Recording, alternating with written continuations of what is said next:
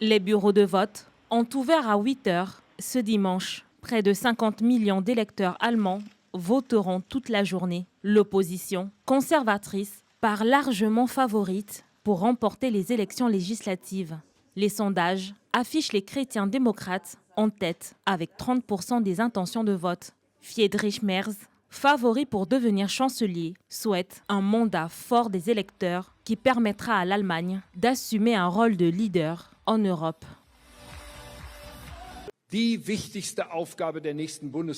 La tâche la plus importante du prochain gouvernement fédéral et de la personne qui le dirige sera de remplir vigoureusement la responsabilité de l'Allemagne au sein de l'Union européenne. En aucun cas, les choses ne peuvent rester telles qu'elles sont maintenant. Nous devons et nous allons changer cela.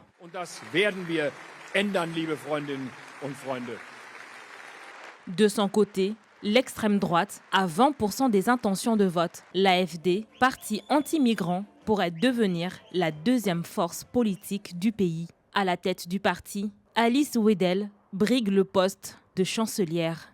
Pour sa part, Olaf Scholz a appelé les Allemands à lui faire à nouveau confiance pour un second mandat. Les sondages donnent à ce dernier 15% des intentions de vote. Ce score est le pire résultat du chancelier actuel.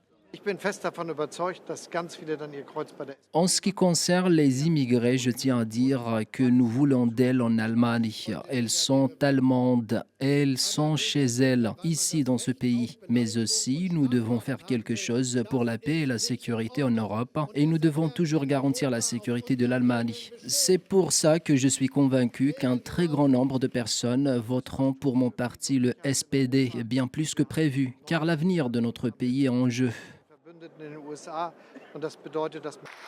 Outre les craintes liées à l'immigration, la campagne électorale hivernale a largement été dominée par l'économie défaillante, marquée par plusieurs grands plans de réduction d'emplois ces derniers mois. Suite au scrutin, dans le système parlementaire allemand, il pourrait se passer des semaines, voire des mois, avant qu'un nouveau gouvernement ne voie le jour. Mais d'ici là, il faudrait attendre 17 heures pour connaître les résultats des urnes.